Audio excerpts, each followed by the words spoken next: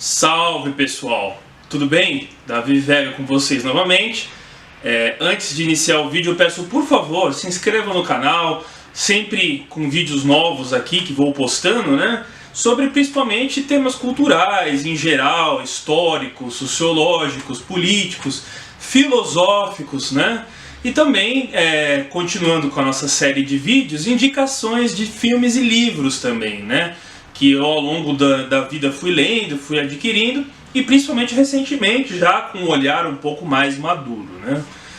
Nos meus vídeos eu sempre abordo temas um pouco ligados às questões sociológicas e políticas, né? Não que isso esteja isento desse autor que eu vou falar agora, mas eu sou um grande amante das grandes aventuras da literatura e também do cinema, né? E também aquelas aventuras fantásticas que misturam principalmente questões científicas, né?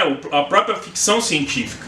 E eu vou falar de um autor muito importante e interessante, que ele é considerado o pai da ficção científica, o precursor da ficção científica, que é o H.G. Wells, que a gente pode falar H.G. Wells, né? Que seria o H.G. Wells. O H.G. Wells, ele escreve em 1895 um livro revolucionário chamado A Máquina do Tempo, né? Eu estou mostrando aqui o livro da coleção da editora Pandorga, né? É uma editora que ela começou a lançar os clássicos, né? Então tem O Homem Invisível, que é outro livro dele, A Guerra dos Mundos, que até virou filme, vou comentar, e A Máquina do Tempo, do H.G. Wells, né? O H.G. Wells, ele era britânico, e ele vem daquela tradição do século XIX, principalmente quando se tinha uma intencionalidade de se retratar um mundo que estava sendo conquistado pelo neocolonialismo, pelo imperialismo, né? Grandes títulos já haviam sido escritos, e que em um outro momento, em outro vídeo, posso falar, como As Minas do Rei Salomão, né? A questão dedutivista da investigação, que é um exercício que o próprio historiador faz, ela também já foi muito abordada nos livros do Sir Arthur Conan Doyle, que é o Conan Doyle, o criador do Sherlock Holmes, e ele escreveu o famoso O Mundo Perdido, que virou uma série de TV, inclusive, que falava de um mundo perdido, que seria basicamente um mundo muito parecido com a África, que estava sendo colonizada, onde havia dinossauros, onde não havia uma temporalidade linear, e havia portais e seres fantásticos e tudo mais. E o H.G. Wells, ele vive esse período. Como não dá para ficar isento de política, né? O H.G. Wells, ele era um assíduo defensor do trabalhismo, ele foi um defensor das políticas populares, né? Ele tinha grande crítica ao próprio Império Britânico e ele defendia os seus interesses de classe.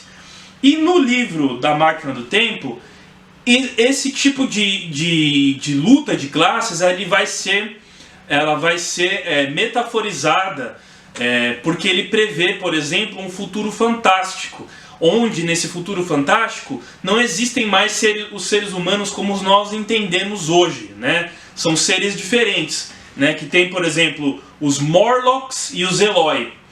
Uns vivem na superfície do solo e os outros vivem no subsolo. Os que vivem no subsolo são aqueles indesejáveis, são aqueles como se fosse de uma casta inferior, né? E o personagem vai num futuro e ele começa a ser ajudado por uma dessas seres, né? Desses seres inferiores, que é a Wena. Então, no livro da Máquina do Tempo, ele viaja ao futuro, e é uma previsão de futuro, claro, fantástica, mas essa brincadeira de viagem no tempo, ela ainda não era tão popular como é hoje. Ela foi ficar popular principalmente por conta dessa obra do H.G. Wells, e depois com a teoria da relatividade do Einstein, muito tempo depois, né? Já nos anos 40, vamos dizer assim, quando essa teoria ela acaba se consolidando de fato. Então, que é uma teoria que fala que é possível que se avance no tempo, tem a questão do tempo ter massa. Então, se o tempo tem massa, ele pode ser calculado e alterado. Enfim, Isso teve uma grande revolução, inclusive na forma de se fazer sociologia, pelo relativismo. Não vou entrar nessa questão. Mas A Máquina do Tempo, a gente sabe que depois desse grande clássico, vários outros livros foram lançados que tratavam sobre isso, inclusive séries de TVs e, enfim, um filme recente que eu gosto muito é o Interestelar. Interstellar, algumas pessoas falam, mas é Interestelar.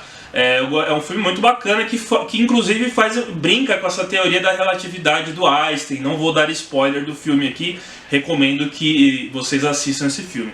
Então essa coleção, para quem é amante de aventuras, e sobretudo as aventuras fantásticas do H.G. Wells, eu recomendo, da editora Pandora, que é recém-lançado, eu adquiri o ano passado, né? No livro ele vai para o ano de 802 e 1701, 802.701, ele vai para um futuro totalmente fantástico.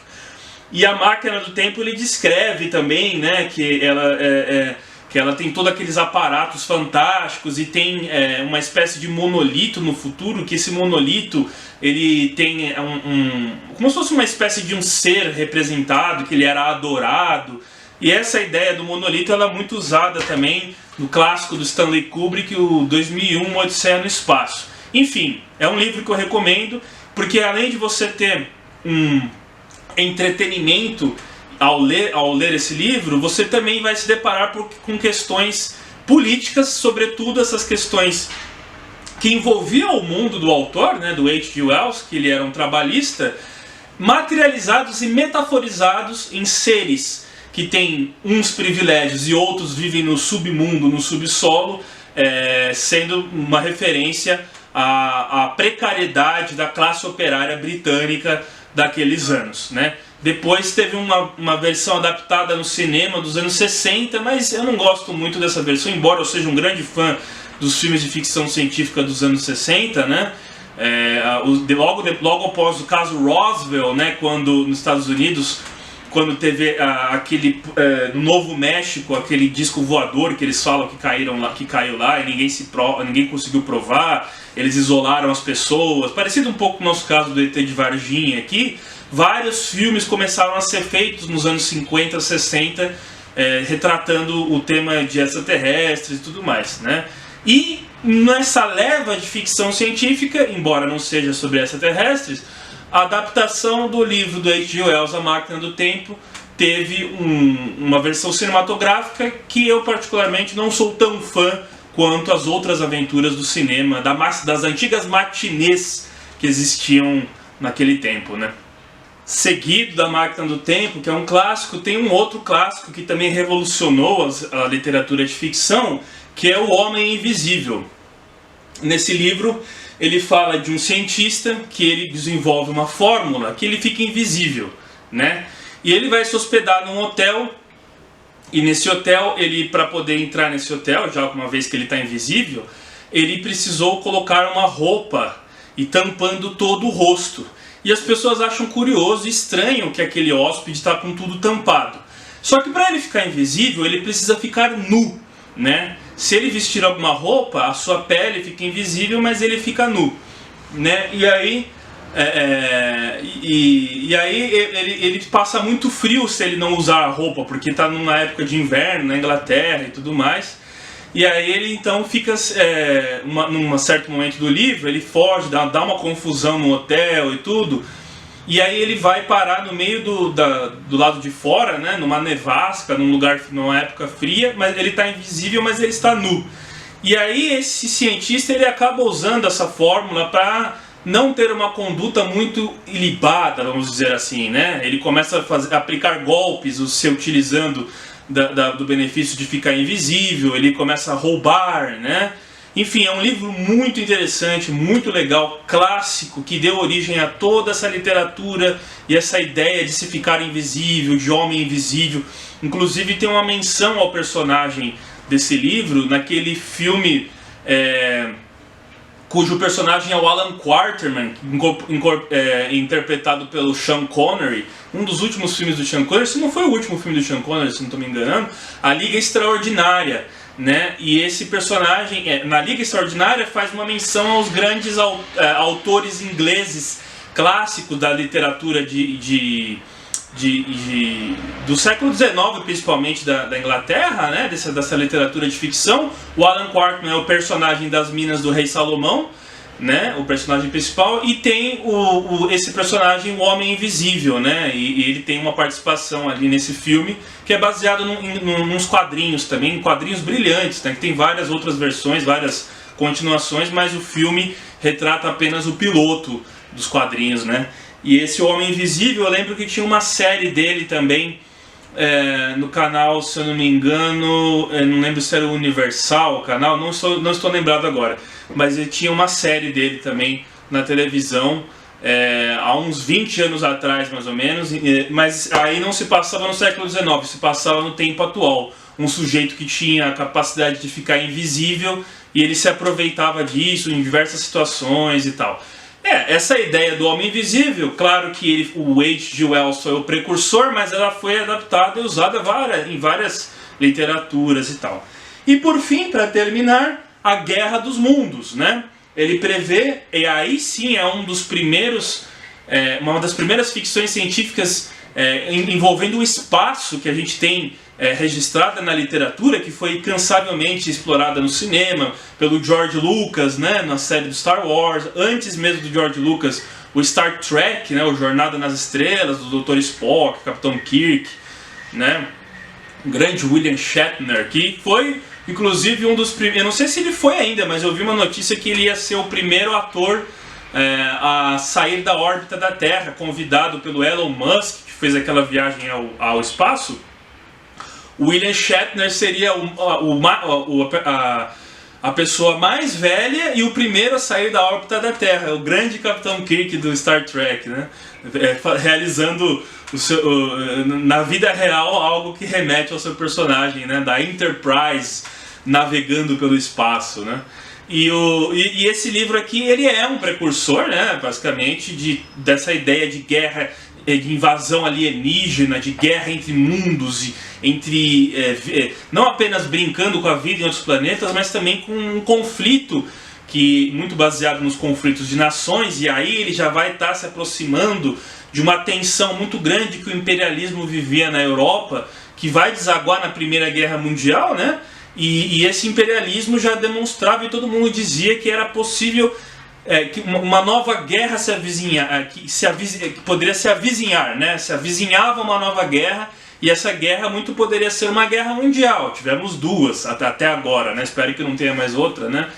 Então já explica muito as tensões, né, metaforicamente falando, nesse livro, do que aquele período extenso da paz logo após a era vitoriana, né, da Inglaterra, e o início do século XX com as tensões do imperialismo, sobretudo na África, e na Europa com os conchavos, as alianças, o pan-eslavismo, o pan-germanismo, tudo aquilo que vai basicamente transbordar o caldeirão, né, o caldeirão fervente vai borbulhando, vai transbordar após o assassinato do arquiduque Francisco Ferdinando da Áustria, numa visita à Sérvia e dando origem à Primeira Guerra Mundial. Mas esse livro é anterior, só que ele já faz uma analogia de uma guerra de mundos que basicamente seria uma possível guerra entre nações.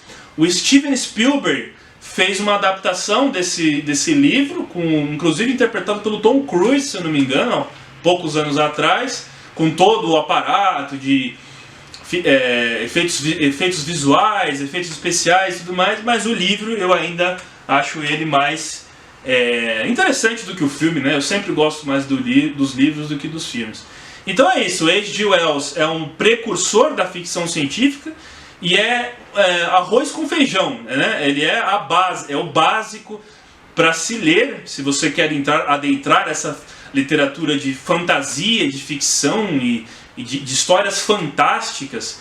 E a gente percebe nele também a crítica social, a política envolvida, materializada metaforicamente com seus personagens e propositadamente escolhido uma situação, uma fala, um diálogo que dá pra gente fazer uma analogia. Um grande fã do H.G. Wells foi inclusive o Monteiro Lobato, né? Naquele livro, infelizmente com ideias eugênicas e racistas, mas que não invalida sua obra. O Presidente Negro, ele vai inclusive se inspirar na Máquina do Tempo, do H.G. Wells, para falar em um futuro onde o presidente seria da América, né, da América do Norte, seria negro, ou seja, muito posteriormente ao Obama, e seria uma realidade pessimista de um presidente negro pelas suas visões sabidas, né, racistas que ele tinha, que depois ele vai revisar e vai cair por terra todo esse discurso no Monteiro Lobato.